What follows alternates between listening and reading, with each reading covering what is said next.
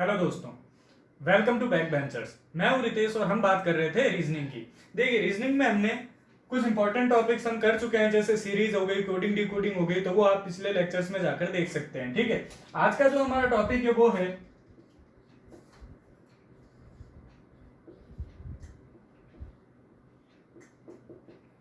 Sequencing and formation. अब देखिए, sequencing और फॉर्मेशन क्या होती है, बिल्कुल ही बेसिक से क्वेश्चन आते हैं। ठीक है, सीक्वेंस यानी किसी भी चीज को व्यवस्थित क्रम में व्यवस्थित करना। ठीक है, कोई भी आपको रैंडम नंबर दे रखे हैं, जैसे 1 4 5 2 3 इस तरह से, तो आपको कहा कि इसकी सीक्वेंस करनी है, यानी इसको प्रॉपर वे में अरेंज करना है, तो वो हो जाएगा 1 2 3 4 5। ठीक है, ये प्रॉपर वे में अरेंज हो गया। ठीक है, तो ये होती है इसकी सीक्वेंसिंग। सीक्वेंसिंग यानी एक सही तरीके से इनको व्यवस्थित करना। फॉर्मेशन यानी निर्माण करना। ठीक है, अब इस पे बहुत ही सिंपल और इजी क्वेश्चंस बनते हैं। ठीक है, इसके भी कुछ टाइप्स हैं, किस किस तरह के क्वेश्चंस बनते हैं वो हम आज की क्लास में देखेंगे। तो देखिए, सबसे पहले है जो, अगर हम टाइप 1 की बात करें तो वो है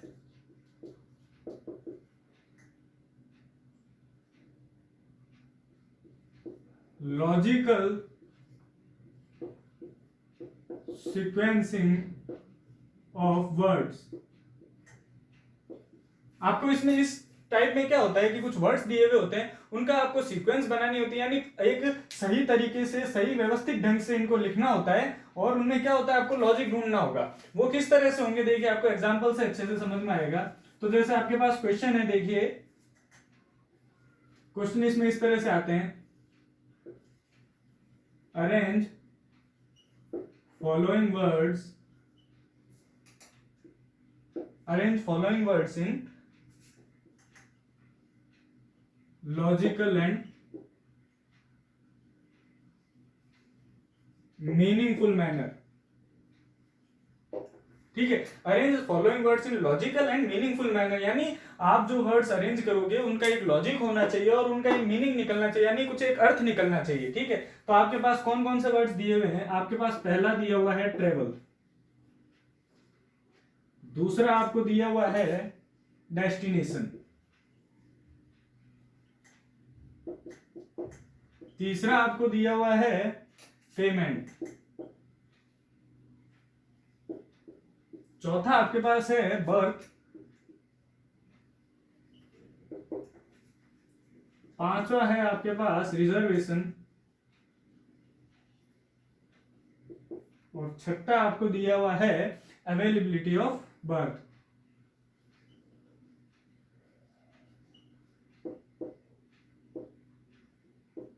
अवेलेबिलिटी ऑफ बर्थ। ठीक है, आपके ऑप्शन है, देखिए ऑप्शन ए है आपके पास 6 2 5 4 3 1।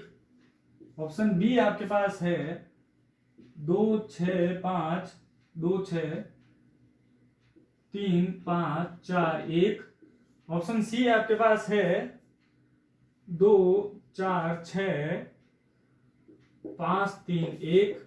ऑप्शन डी आपके पास है 1 2 5 4 3 और 6।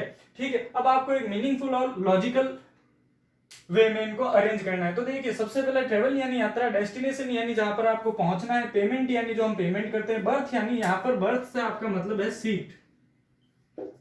ठीक है, reservation and availability of birth. देखिए, हम सबसे पहले हम क्या करेंगे, देखिए अगर हम सबसे पहले बात करें तो हम डेस्टिनेशन फिक्स करेंगे। भाई हम कोई ट्रेवल करने जा रहे हैं तो हम सबसे पहले यही देखेंगे कि हमें जाना कहाँ है, तो सबसे पहले हम ट्रेवल फिक्स करेंगे हमारी डेस्टिनेशन, तो यानी 2 नंबर सबसे पहले आ जाएगा। ठीक है, डेस्टिनेशन के बाद हम क्या देखेंगे कि हम जहां पर जा रहे हैं वहां की हमें टिकट बुक करवानी है, तो क्या उस ट्रेन में बर्थ अवेलेबल है, बर्थ यानी सीट अवेलेबल है, तो हम ये चेक करेंगे कि क्या अवेलेबिलिटी ऑफ बर्थ है। अगर आपकी अवेलेबिलिटी ऑफ बर्थ हो जाएगी, आपको पता चल गया कि बर्थ अवेलेबल है, सीट अवेलेबल है, तो उसके बाद आप क्या करेंगे, पेमेंट करेंगे, यानी पेमेंट कर दिया। पेमेंट करते ही आपको क्या मिल जाएगी, बर्थ मिल जाएगी, यानी कोई सीट मिल जाएगी। ठीक है, और सीट मिलने से पहले आपका रिजर्वेशन हो जाएगा, तो ये हो गया आपका रिजर्वेशन। रिजर्वेशन होते ही आपको मिल गई ये सीट, और सीट मिलने के बाद आप क्या करेंगे, ट्रेवल कर लेंगे तो ये हमारा मीनिंगफुल ऑर्डर हो जाएगा 2 6 3 5 4 1। अब देखिए 2 6 5 4 3 1 कहां पर है, बी में, तो हमारा आंसर हो जाएगा बी, 2 6 3 5 4 1। ठीक है, इस तरह से क्वेश्चंस होते हैं। एक एग्जांपल हम इसका और देख लेते हैं।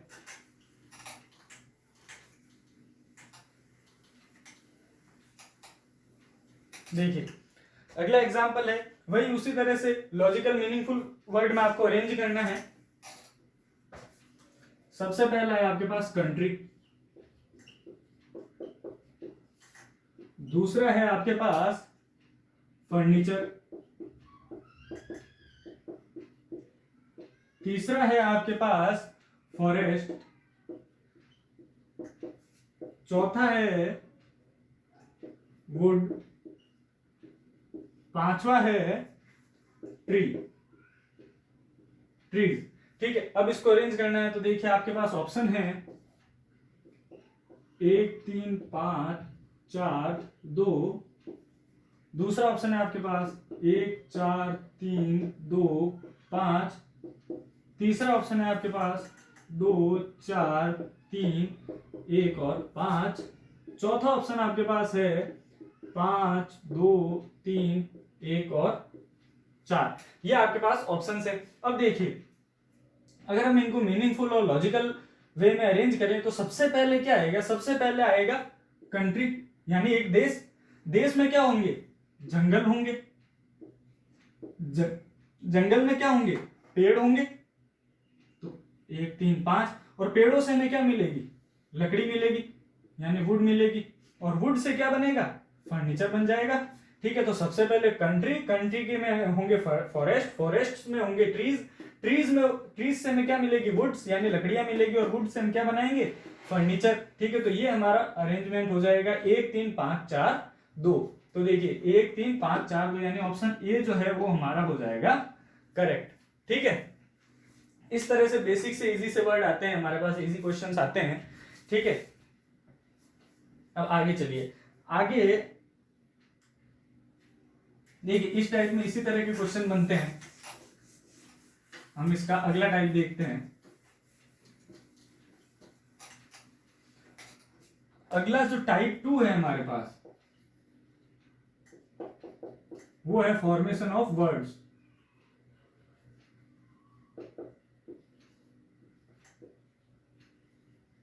फॉर्मेशन ऑफ वर्ड्स, फॉर्मेशन यानी बनाना, वर्ड्स का निर्माण करना यानी शब्दों का निर्माण करना। ठीक है, अब देखिए इसमें आपको एक एग्जांपल देते हैं, एग्जांपल से ही आपको समझ में आएगी चीजें। देखिए एग्जांपल है आपके पास वर्ड दिया हुआ है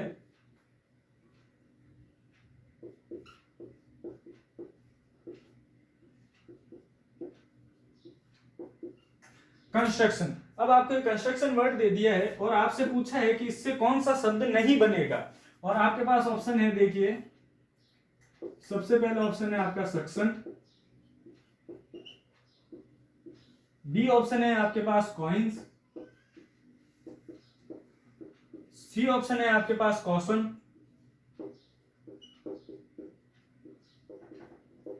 और डी ऑप्शन है आपके पास नोशन।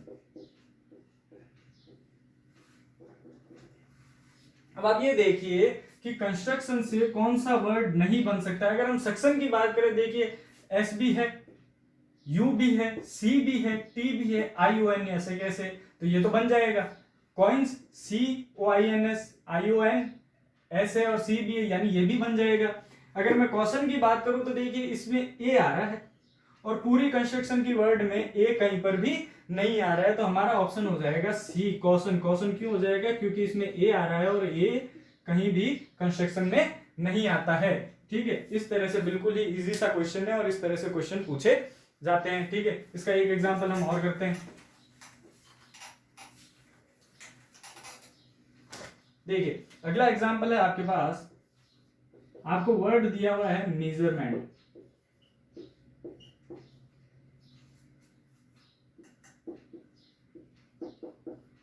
ये आपके पास वर्ड दिया हुआ है और आपसे पूछा ये है कि इससे कौन सा वर्ड बन सकता है। ठीक है, तो आपका ए ऑप्शन है एस्योर, बी ऑप्शन आपका है मास्टर, आपका सी ऑप्शन है सबमिट, और डी ऑप्शन है आपके पास मेंटल।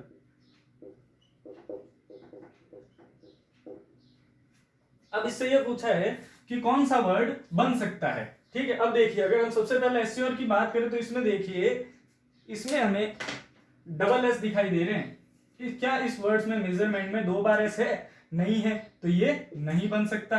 अगर हम मास्टर की बात करें तो देखिए, एम है, ए है, एस भी है, टी भी है, ई भी है और आर भी है। तो अब देखिए, मास्टर जो है वो इससे बन सकता है, यानी ये हमारा वर्ड इससे बन सकता है। अगर हम सबमिट की बात करें तो इसमें 2 बार एम आ रहा है, इसलिए ये भी नहीं बन सकता। और अगर हम मेंटल की बात करें तो इसमें एल आ रहा है, जो कि इस पूरे वर्ड में नहीं है, इसलिए मेंटल भी नहीं बन सकता। तो एश्योर नहीं बन सकता, सबमिट नहीं बन सकता, और मेंटल एल की वजह से नहीं बन सकता। तो हमारा जो ऑप्शन हो जाएगा वो हो जाएगा बी, यानी मास्टर, ये इससे बन सकता है, ठीक है। एक क्वेश्चन और आता है इसमें एक अलग तरह से, वो किस तरह से पूछा जाता है वो मैं आपको बताता हूं। देखिए, आपके पास क्वेश्चन है कुछ इस तरह से, एच एन आर सी ए और बी। अब इन्होंने इसकी क्या की नंबरिंग कर दी, 1 2 3 4 5 एंड 6, इस तरह से कर दिया। अब आपको पूछा है कि इससे एक वर्ड बनाना है, मीनिंगफुल वर्ड बनाना है, ठीक है। और वो किस तरह से बनेगा? आपके पास ऑप्शन है, देखिए 2 5 3 4 1 6। दूसरा ऑप्शन है आपके पास 3 5 6 4 1 2। तीसरा ऑप्शन है आपके पास 6 3 5 2 4 1। और चौथा ऑप्शन है आपके पास 4 1 5 6 2 3। अब देखिए, इसको करने के 2 तरीके हैं। एक तरीका तो ये है कि आप इन लेटर्स को ध्यान से देखेंगे तो आपको इसमें एक स्पेलिंग, एक वर्ड दिखाई देगा। अगर मानिए आपको वर्ड दिखाई नहीं देता है तो फिर आपको क्या करना पड़ेगा, वो दूसरा जो प्रोसीजर हो जाएगा वो थोड़ा सा लंबा प्रोसीजर है। अगर आपको वर्ड इसमें नहीं पता चलता है तो आपको इन वर्ड को इन ऑप्शन के अकॉर्डिंग अरेंज करके लिखना पड़ेगा, और उससे आपको देखना पड़ेगा कि क्या कोई प्रॉपर वर्ड, मीनिंगफुल वर्ड बन रहा है या नहीं बन रहा है। अगर मैं इस स्पेलिंग को देखता हूं तो मुझे पहले ही पता चल रहा है, इससे मैं एक वर्ड सोच पा रहा हूं, वो है हमारा ब्रांच। देखिए BRANCH, ब्रांच बन रहा है इससे, ठीक है। अगर आप इस तरह से वर्ड नहीं ढूंढ पाते हैं तो फिर आपको क्रॉस चेक करना पड़ेगा ऑप्शन से। लेकिन बहुत ही इजी से वर्ड होते हैं, थोड़ी सी भी अगर हमारी वोकैबुलरी अच्छी होती है तो हम वर्ड्स ढूंढ सकते हैं, ठीक है। जैसे इसमें हमें ब्रांच पता चल रहा है, तो अगर मैं ब्रांच की बात करूं तो बी के लिए मेरे पास है 6, आर के लिए है मेरे पास 3, ए के लिए है 5, एन के लिए है 2, सी के लिए है 4 और एच के लिए है 1। यानी 6 3 5 2 4 1, 6 3 5 2 4 1, सी ऑप्शन हमारा करेक्ट हो जाएगा, ठीक है। तो फॉर्मेशन ऑफ वर्ड्स पे इस तरह के क्वेश्चंस बनते हैं, ठीक है। बाकी हम जब नेक्स्ट प्रैक्टिस क्लास करेंगे तब उसमें हम और भी जो एग्जाम्स में क्वेश्चंस आए हुए हैं वो सारे हम देखेंगे, ठीक है। आगे हम बात करते हैं टाइप 3 की। टाइप 3 जो वो है हमारा फॉर्मेशन, या फिर आप इसको ये कहिए अरेंजमेंट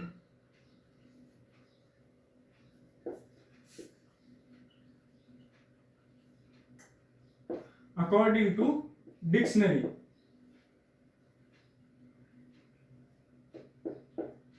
अब देखिए, डिक्शनरी का यूज हम सबने किया हुआ होता है, ठीक है। डिक्शनरी में हमें अगर कोई वर्ड ढूंढना होता है तो हम किस तरह से चलते हैं, हम अल्फाबेटिकली चलते हैं। जैसे मानिए आपको एप्पल ढूंढना होता है तो हम सबसे पहले किस में जाते हैं, ए लेटर की स्पेलिंग्स में जाते हैं। फिर ए के बाद जो सेकंड लेटर है उसमें भी टोटल अल्फाबेट चलते हैं, फिर हम उसमें पी पर जाते हैं, फिर सेकंड में वापस पी पर, फिर थर्ड में एल, फिर वापस ई ढूंढते हैं। तो इस तरह से अल्फाबेटिकली अरेंजमेंट हम इसमें करते हैं। तो बिल्कुल ही इजी क्वेश्चंस होते हैं, बस उसके लिए एक चीज की रिक्वायरमेंट होती है, वो होती है डिक्शनरी को पढ़ना हमें आना चाहिए, यानी डिक्शनरी में वर्ड्स ढूंढना हमें आना चाहिए, ठीक है। जैसे हम एक एग्जांपल लेते हैं, देखिए क्वेश्चन में पूछा है कि इसमें से सेकंड प्लेस पर कौन सा वर्ड आएगा डिक्शनरी के अकॉर्डिंग। अब देखिए आपके पास वर्ड्स कौन कौन से दिए हुए हैं। पहला आपको दिया हुआ है इलेक्ट्रिक, ठीक है। दूसरा आपको दिया हुआ है, अगर आपको थोड़ी दिक्कत होती है तो मैं एक ही लाइन में इनको लिखता हूं, एक ही कॉलम में इनको लिखता हूं। देखिए दूसरा दिया हुआ है इलेक्टर, तीसरा आपको दिया हुआ है इलेक्ट, चौथा आपको दिया हुआ है इलेक्ट्रोड,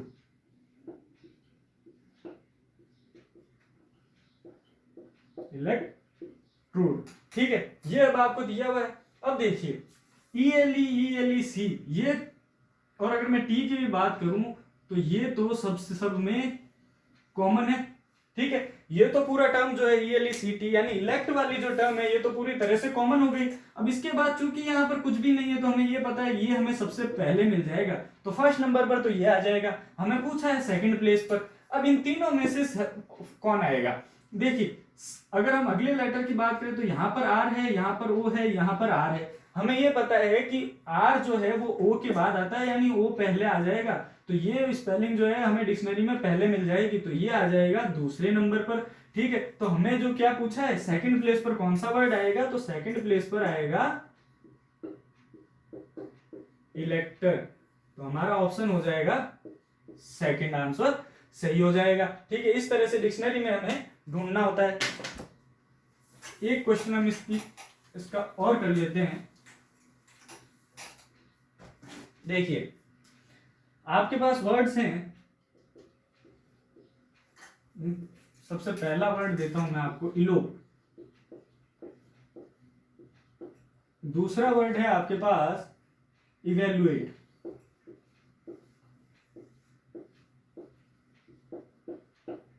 तीसरा वर्ड है आपके पास एनलार्ज,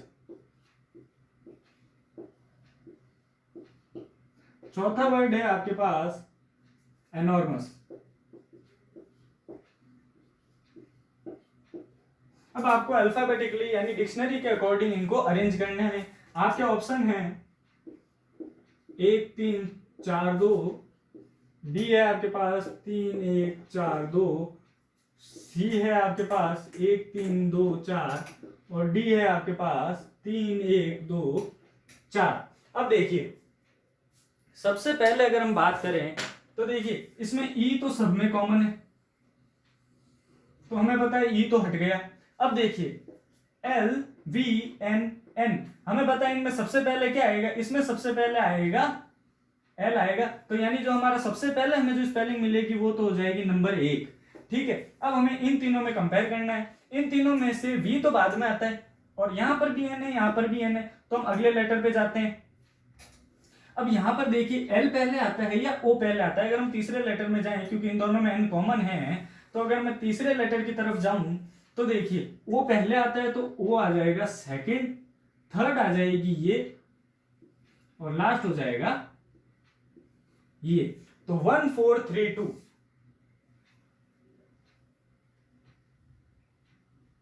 माफ कीजिएगा एल पहले आएगा तो ये हो जाएगा 3 और ये हो जाएगा हमारे पास 4, तो 1 3 4 2 ये हो जाएगा हमारा ऑप्शन ए करेक्ट हो जाएगा 1 3 4 2। देखिए ई पूरी तरह से कैंसिल हो जाएगा। उसके बाद इन चारों में जो फर्स्ट सेकंड लेटर है एल पहले आता है तो ये तो फर्स्ट नंबर पे आ जाएगा, ठीक है। उसके बाद इसमें वी है, वी तो लास्ट में आता है और इन दोनों में एन है, तो ये तो हो जाएगी चौथे नंबर पर, ये हो जाएगी फर्स्ट नंबर पर। थर्ड और फोर्थ हमें निकालनी होती है, उसके लिए हम इन दोनों में चूंकि एन कॉमन है तो हम तीसरे लेटर की तरफ जाएंगे ओ और एल की तरफ, ठीक है। तो इसलिए एल पहले आ जाएगा और ओ बाद में आ जाएगा, तो 1 3 4 2 हमारा हो जाएगा सीक्वेंस। ये थे सारे सीक्वेंस एंड फॉर्मेशन के टाइप्स। देखिए इसमें और तरह के टाइप्स नहीं बनते हैं, इजी सा टॉपिक है, ठीक है। जितने टाइप बनते हैं वो मैंने आपको बता दिए, बस इस पे अब हमें क्वेश्चन प्रैक्टिस करनी है जो कि हम अब नेक्स्ट क्लास में करेंगे। Okay, thank you so much.